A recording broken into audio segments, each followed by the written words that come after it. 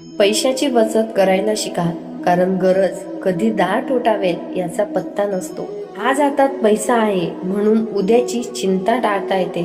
कमवलेला प्रत्येक रुपया हा फक्त खर्चासाठी नसून सुरक्षितेसाठीही असतो. आयुष्यात असे क्षण येतात जेव्हा माणसं नाही तर पैसा आधार बनतो.